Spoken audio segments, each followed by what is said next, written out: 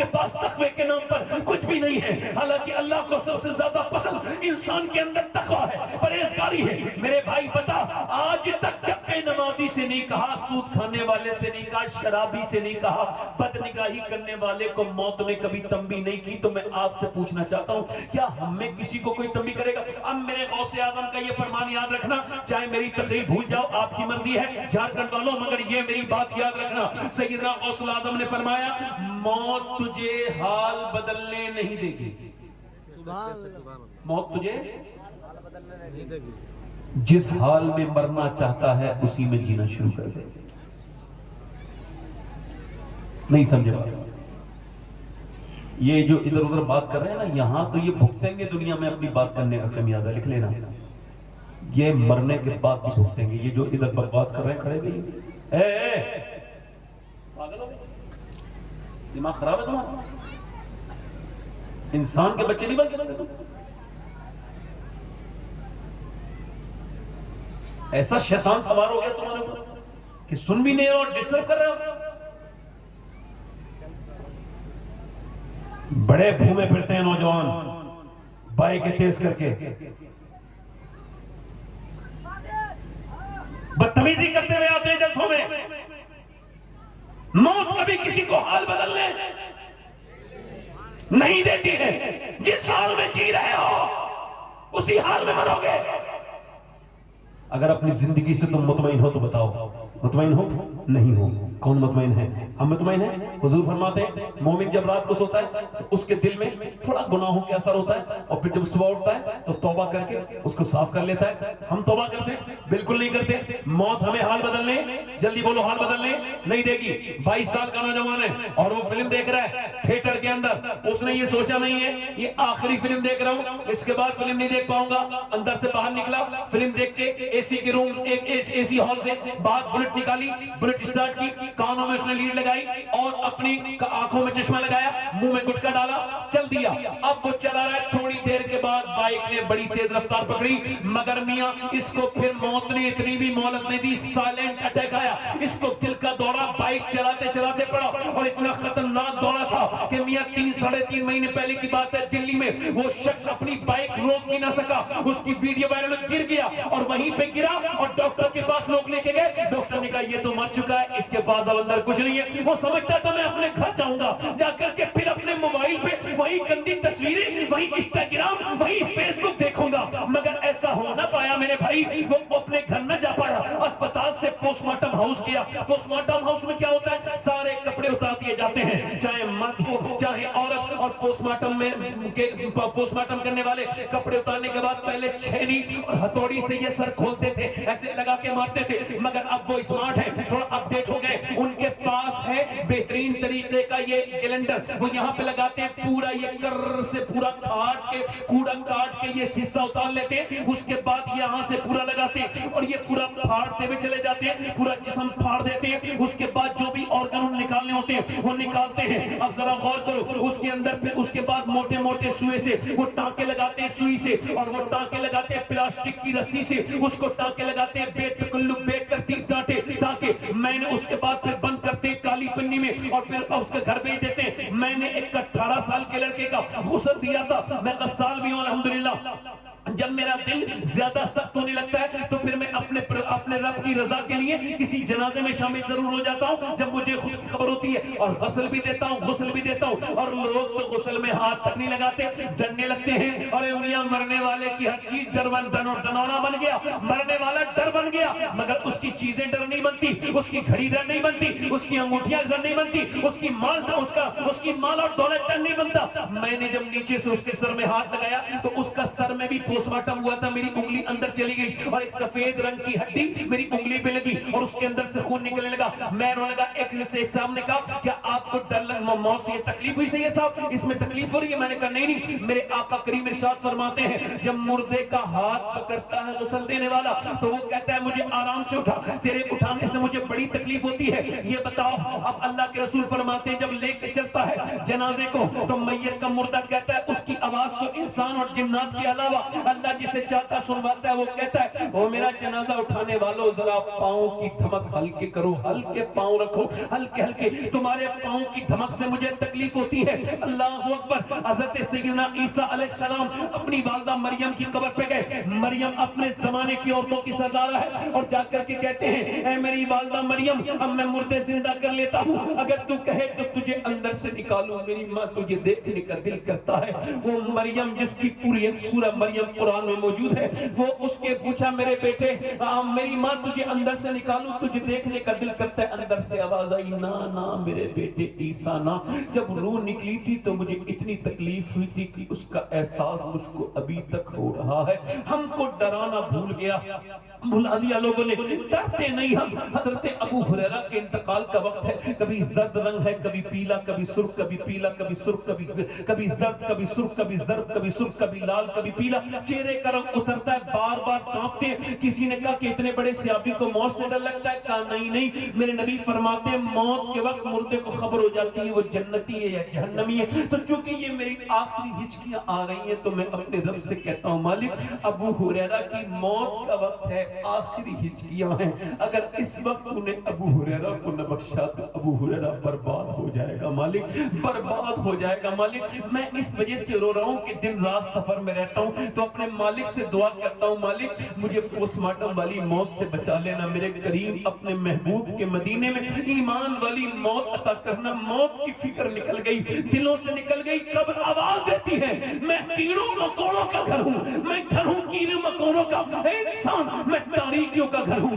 مگر انسان اس کے بارے میں نہیں سوچتا. میرے آقا فرماتے ہیں مجھے ڈر ہے کہ تم اپنے مردے دفن کرنا بند کر دو گے, ورنہ میں تمہیں قبر کا عذاب دکھاتا. یہ قبر کیسے دباتی ہے, چاروں طرف کی دیواریں آپس میں ملنے لگتی ہیں. میرے بھائی میرے دوست, یہ قبر کتنی خطرناک ہے. اس کے جنازے کو اٹھایا گیا اور اٹھانے کے بعد پھر وہ اپنے گھر گیا, اور جیسے ہی گھر گیا ماں نے کہا ہے میرے لال, میرے بیٹے, میرے دوست, میرے بیٹے صبح ٹھیک گیا تھا. ماں روئی, بہنیں روئی, اس کا باپ رویا, سارے رشتہ دار روئے, مگر سب کے دلوں میں مؤثر نہیں. کچھ لوگ کہہ رہے جلدی جلدی جلدی ہماری دکانیں بند ہیں, ہمارے مکان بند ہیں, ہمارا کام بند ہے, یہ ساری دکانیں جلدی سے دفن کرو, اب کوئی روک نہیں رہا ہے. او میرے عزیز, تو نے کس دنیا سے دل لگایا تھا, اس سے جو تجھے 10 منٹ بھی مرنے کے بعد گوارا نہیں کر سکتی, تجھے دفن کرنے کے لیے لے جایا گیا اور اس کو دفن کر دیا گیا. میرے آقا فرماتے ہیں, وہ کہتا ہے جب مردے کو دفن کر کے لوگ لوٹتے ہیں تو وہ کہتا ہے مجھے دفن کر کے جانے والوں, میرے دوستوں کتنی راتیں میں نے تمہاری ساتھ گزاری, ایک رات تو میرے ساتھ ایسی گزارو, ایک رات گزارو, تھوڑا وقت گزارو, مگر نہ رشتہ دار رکے, نہ بچے رکے, نہ کوئی قریبی رشتہ دار رکے, نہ کوئی انسان رکے, کوئی نہیں رکتا, کوئی نہیں رکتا. لوگ قبروں پہ جا کے ایسے روتے ہیں جوانوں کی میتوں پہ کہ جیسے اب اس کے بغیر سکون نہیں ہوگا. پھر وہ قبریں پرانی ہو جاتی ہیں, ان کے نشان بھی مٹ جاتے ہیں, 2-3 سال بھی نہیں گزرتے, وہ جوان لوگوں کو بھول جاتے ہیں. یہ دنیا کسی کو نہیں چھوڑے گی, نہ کسی امیر کو چھوڑے, نہ کسی فقیر کو چھوڑے, نہ کسی عالم کو چھوڑے, نہ کسی جاہل کو چھوڑے, نہ کسی متقی کو چھوڑے, نہ کسی گنہگار کو چھوڑے, نہ کسی پیر کو چھوڑے, نہ کسی مرید کو چھوڑے. زمین کھا گئی, آسمان کیسے کیسے, اجل نہیں کسرا نہ چھوڑا نہ دارا, اس سے سکندر صفاتے بھی ہارا. چکا جی لگانے کی دنیا نہیں ہے, یہ عبرت کی جا ہے, تماشا نہیں ہے. سوال یہ ہے وہ جو مرا تھا فلم دیکھ کے, جب اس کی قبر میں میرے سرکار آئے ہوں گے تو سوال یہ ہے اس نے اپنی ان گندی آنکھوں سے حضور کو کیسا دیکھا ہوگا جن آنکھوں سے وہ فلم دیکھ کے مرا ہے. کل ہے دیدار کا دن, آج یہاں آنکھ بیکار ہے, آنکھ بیکار ہے, کیا ہونا ہے. ایک مرید ہے بڑا مضبوط حافظ قرآن ہے, حضرت امام حسن بصری کا, آ کے کہتا ہے حضور میرے سرکار میں برباد ہو گیا. کیا ہوا؟ جب پوچھا نا کیا ہوا تو اور رویا, میں کہیں کا نہ بچا. کہا کیا ہوا؟ کہا بات یہ ہے, اس سے مضبوط کوئی حافظ نہیں تھا.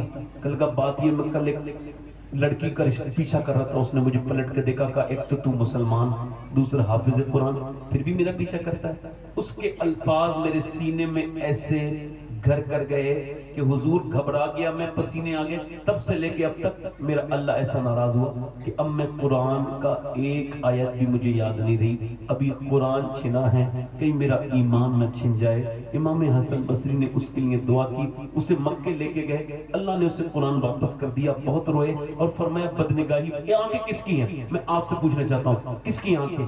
آپ کی آنکھیں؟ یہ جو بدنگاہی میں لگی ہوئی ہیں، فیس بک پہ لگی ہیں، انسٹاگرام پہ لگی ہوئی ہیں، یہ کس کی آنکھیں ہیں؟ آپ سے پوچھنا چاہتا ہوں یہ کس کی آنکھیں بتائیے؟ آپ کی ہیں؟ نہیں، اللہ کی امانت ہے۔ کیوں بنائی گئی ہیں؟ اللہ کے رسول فرماتے ہیں آنکھوں کو اللہ نے اس وجہ سے بنایا اللہ کا دیدار کے لیے، اللہ کو دیکھیں۔ اگر قیامت کے دن انہی آنکھوں نے جب کہ بولیں گی یہ آنکھیں اور انہوں نے کہہ دیا اے میرے پروردگار تو نے بنایا تو اس وجہ سے تھا کہ تیرا دیدار کریں، مگر اس نے تو گندا کرا دیا، تو کیا جواب دو گے؟ کل ہے دیدار کا دن، آج یہاں آنکھ بیکار ہے، آنکھ بیکار ہے، بولو آنکھ بیکار ہے۔ جب مسلمان لڑکیاں غیر مسلموں کے ساتھ ان کے ویڈیوز وائرل ہونے لگے، جب مسلمان بچیاں تھیٹر کے اندر برقع پہن کے فلم دیکھنے لگے، آپ اگر خوش فہمی میں ہیں تو نکلیے اس سے، اگر آپ نعروں کے ذریعے اپنے آپ کو مطمئن کرنا چاہتے ہیں تو باہر نکلیے۔ 11 لاکھ لڑکیاں مسلمانوں کی ان 11 سال میں تقریباً غیر مسلموں کے گھر میں چلی گئی، ویڈیوز وائرل ہو رہے ہیں غیر مسلموں کی بائک پر ادھر ادھر لڑکیاں۔ مگر ایک سوال یہ ہے، مجھے سوال کا جواب چاہیے، مجھے بتاؤ کیا وہ لڑکیاں جنہوں نے اسلام چھوڑا انہوں نے اسلام کے دامن کو کبھی پکڑا بھی تھا؟ جلدی بولو، جلدی بولو، پکڑا تھا کبھی؟ کیا وہ کسی مسلمان کی بچی تھی؟ بالکل تھی، مگر وہ صحیح معنوں میں مسلمان کی بچی نہیں تھی۔ اس کی ماں نے اسے ٹی وی کے سامنے تو رونا سکھایا مگر اللہ کے سامنے رونا نہیں سکھایا۔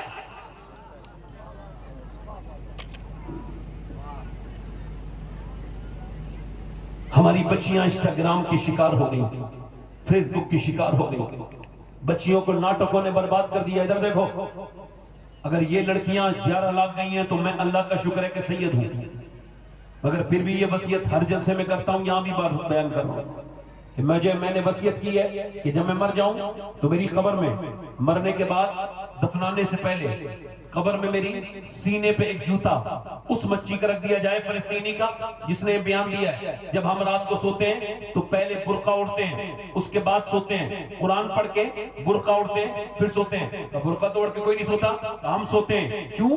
اس وجہ سے جب بم گرتے ہیں تو صبح کو ملبے میں سے لاشیں نکلتی ہیں، یہ سوچ کے ہم برقع اڑ کے سو جاتے ہیں کہ جب صبح کو ہماری لاشیں نکلیں تو پردے میں ہونی چاہیے، بے پردہ نہیں ہونے چاہیے، تاکہ قیامت کے دن آمنہ کے لال سے ملاقات ہو تو ہم عرض کر دیں کہ ہمارے 20,000 بچے بھوک سے مر گئے اور یا رسول اللہ ہمارے جوانوں کو کفن نہیں ملا، مگر آپ کی کنیزوں میں سے کسی ایک نے بھی یہ نہیں کہا کہ اے یہودی مجھے اسلام سے باہر نکال، میری جان بچا لے، میں تیرے ہاتھ پہ ہاتھ دے کر کے اسلام چھوڑ رہی ہوں۔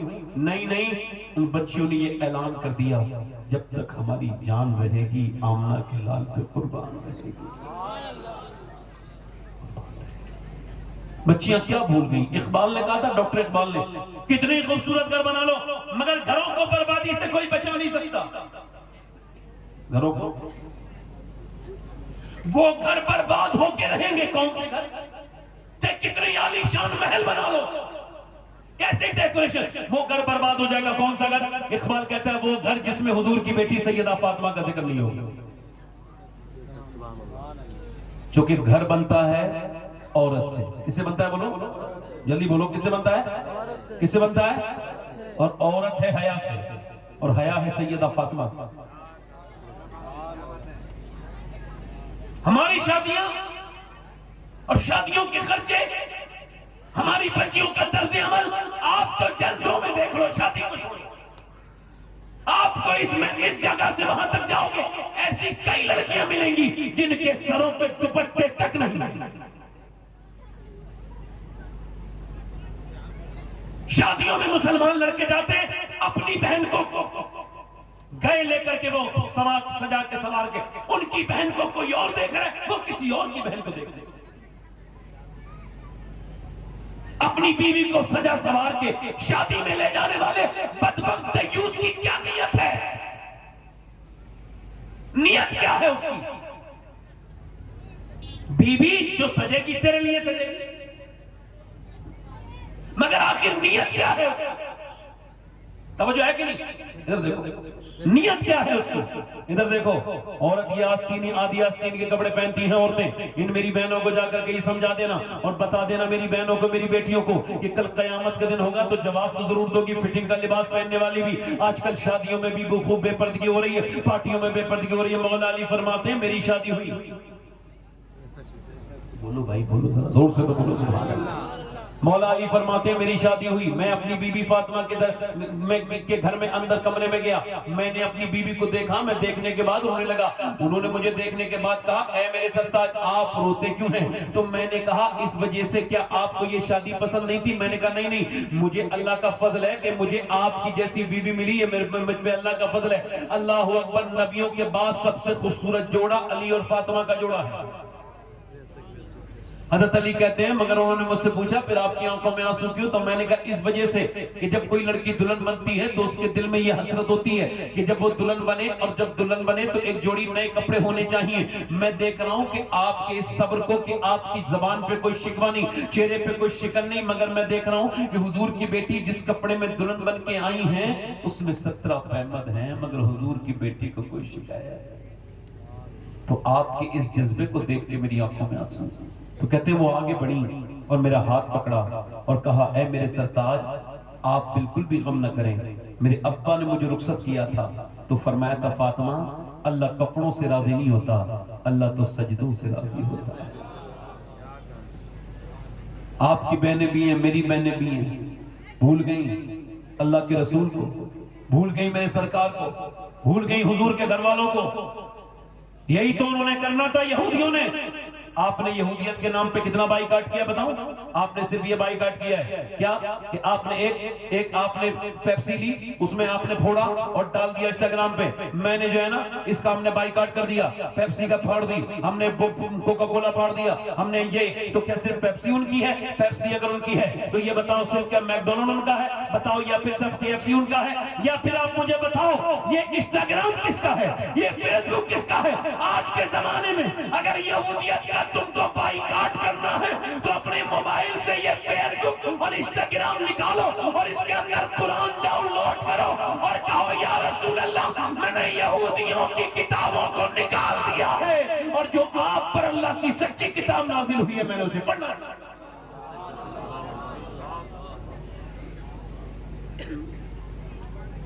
آج میری بہنیں میری بیٹیوں کی بات کر رہا ہوں، میری بہنوں کو جا کر کے سمجھاؤ۔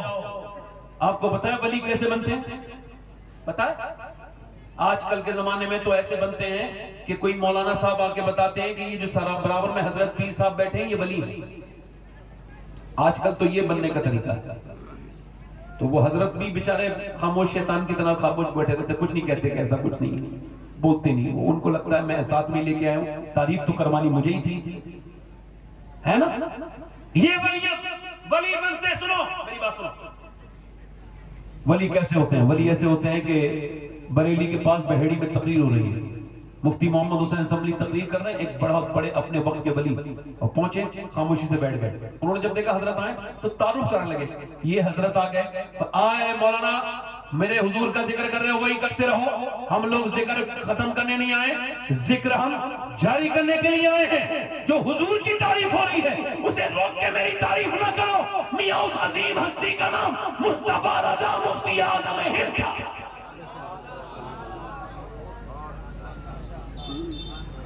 ذرا زور سے تو بولو میرے بھائی۔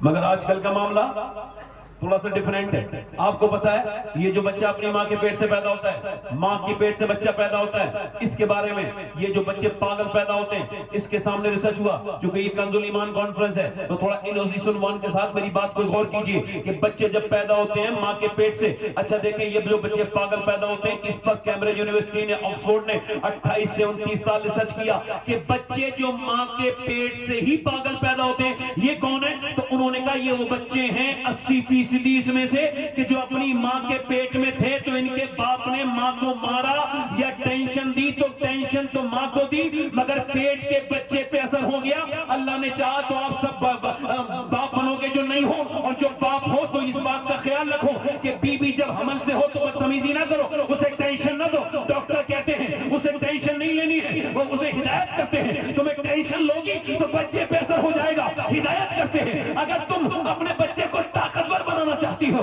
तो जब ये हालत हमल में है, जब प्रेग्नेंट मूवमेंट में अब तुम ज्यादा ताकतवर चीजें खाना, जैसे सेब खाओगी तो बच्चे के अंदर आयरन बढ़ेगा, जैसे तुम खाओगी ज्यादा विटामिन सी की चीजें तो बच्चे के अंदर विटामिन सी बढ़ेंगे, नींबू पीना, संतरा खाना, इससे विटामिन सी बढ़ेंगे, अगर अमरूद खाओगी तो विटामिन डी बढ़ेंगे, धूप में बैठोगी तो विटामिन डी बढ़ेंगे। अब मुझे जरा दिल पे हाथ रख के सारे लोग यहाँ बताएं कि जब अल्लाह का बनाया हुआ सेब, संतरा, अनार, अमरूद अगर माँ खाए तो बच्चे पे असर हो जाए, तो क्या माँ अल्लाह का कुरान पढ़ेगी तो बच्चे पे असर नहीं होगा?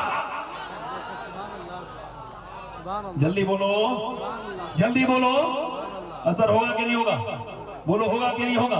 यहाँ पर मियां सुनो, तवज्जो करो, मेरी तरफ गौर करो, मेरी तरफ गौर करो। मैं आपको बता रहा हूँ, यहाँ पर पानीपत में एक बच्चा पैदा हुआ, पैदा होते ही रोने लगा। 1 दिन रोया, 2 दिन रोया, 3 दिन रोया, 4 दिन रोया, 5 दिन रोया, 6 दिन रोया, 1 महीने लगा था। उसके वालिद उसके लिए जो मेहनत करते रहे, 1 हकीम, 2 हकीम, 3, 1 महीना गुजर गया तो हज़रत फखरुद्दीन बाउद्दीन ज़करिया मुल्तानी दामद उन्होंने गुजर के जब देखा तो उन्होंने आवाज सुनी तो अपने मुरीदों से कहा, ये अल्लाह का बंदा जो रो रहा है बच्चा, ये बच्चा तो है मगर ये रो नहीं रहा है, अल्लाह को याद कर रहा है, हम्द कर रहा है। हम चलो इस वली का दीदार करके आते।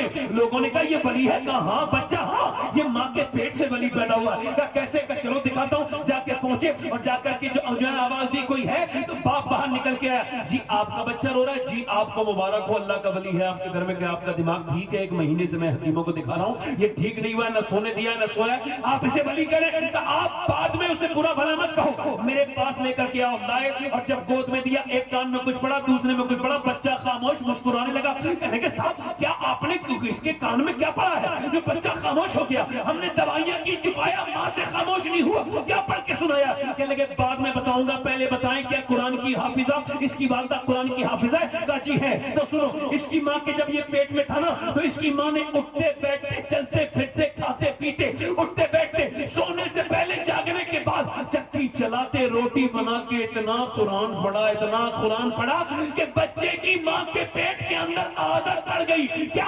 कुरान सुनने की, इसकी रूह की ग़िज़ा कुरान की तिलावत बन गई। और जब ये बच्चा पैदा हुआ तो माँ ने जो है कुरान पढ़ना छोड़ दिया, क्योंकि वो चचकी में चली गई, नापाकी में चली गई। तो जब उसने कुरान पढ़ना छोड़ा तो इसको लगती थी कुरान की सुनने की भूख, तो तुम उसको सुना रहे थे, खिला रहे थे दवाइयां। मैंने एक कान में एक आयत पढ़ी, दूसरे में दूसरी पढ़ के सुनाई, बच्चा खामोश हो गया। बच्चे का नाम शरफुद्दीन बू अली शाह कलंदर पानीपती है। तो जब पानीपत में माँ बच्चे को कुरान सुनाए तो बेटा पूरे हिंदुस्तान को कुरान का मतलब समझाता है। और जब माँ तरबियत करे कुरान सुना सुना के मदीने में, तो बेटा करबला में सर कटा के कहता है, मेरी माँ आपने तो चक्की चलाते कुरान सुनाया था, मैं सर कटा के कुरान सुना रहा। जल्दी बोलो। अल्लाह को सबसे ज्यादा प्यारी आवाज लगती है कुरान पढ़ने वाले की। किसकी बोलो? उस घर में बरकतें बरकतें उस घर में जिसमें कुरान पढ़ा जाए। मगर हमारी बहनें, मेरी बेटियां अब कुरान नहीं पढ़ती। पहले लोग कुरान पढ़ते थे, औरतें भी पढ़ती थी, मर्द भी पढ़ते थे, घरों में बरकतें भी थी। एक बात आपको और बता करके अपनी बात को मैं खत्मे की तरफ लेकर के जा रहा हूं। मेरी तरफ देखो मेरे भाइयों, मेरे दोस्तों, अपनी जिंदगियों में ये बात शामिल करो कि कुरान की तिलावत करो और तौबा किया करो। रोज सुबह शाम उठते बैठते चलते फिरते तौबा किया करो ताकि जिंदगियां आपकी बदले। अब मेरी तरफ देखो और गौर करो, मैं आपसे कह रहा हूं, एक बात बताओ, अगर तुम मरो इस हाल में कि तुम्हारे बाप तुमसे नाराज हो, मां, तो कहां जाएगा बंदा? ارے جس کے ماں باپ ناراض ہوں وہ کہاں جائے گا؟ جہنم میں. اچھا پتا ہے، میں سمجھا، میں بتاؤں گا. پبلک تو آپ کے یہاں بہت ہے مگر سننے والے آپ کم لوگ ہیں. پبلک تو بہت ہے مگر زیادہ پبلک سے مزہ نہیں آتا، مزہ آتا ہے سننے والوں سے.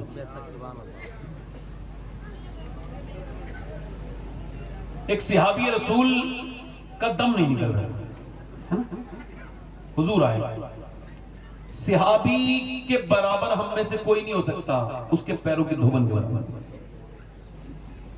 مگر حضور نے فرمایا اس کی ماں کو بلاؤ. یہ حضور کا غیب ہے. کیا ہے بولو؟ فرمایا ماں کو بلاؤ، اس کی ماں ناراض ہے اس سے. اور صحابی کا دم نہیں نکل رہا ہے. یہ مشیت ہے، سمجھانے کے لیے واقعہ ہے ہمارے سامنے صحابی کی زندگی سے کہ تاکہ ہم سمجھیں. حضور نے اس کی ماں کو بلایا، کیا ناراض ہو؟ یا رسول اللہ ہاں ناراض ہو.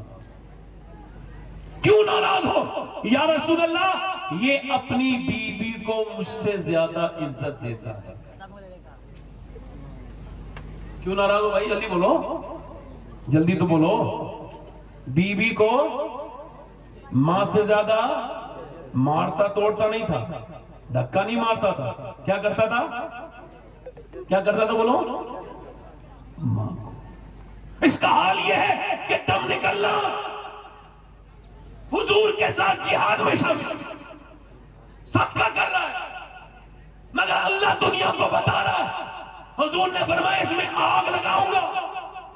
کیا کروں گا؟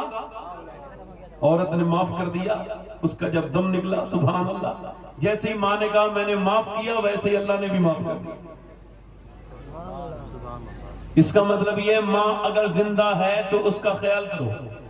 کچھ لوگ بڑے جاہل ہیں، بیویوں کے ڈر سے اپنی ساس کو تو کہتے امی مگر اپنی سگی امی کو امی نہیں کہتے. بیویوں کے ڈر سے اپنے باپ کو تو اگنور کر دیتے ہیں اور اپنے سسر کو کہتے ہیں ابا.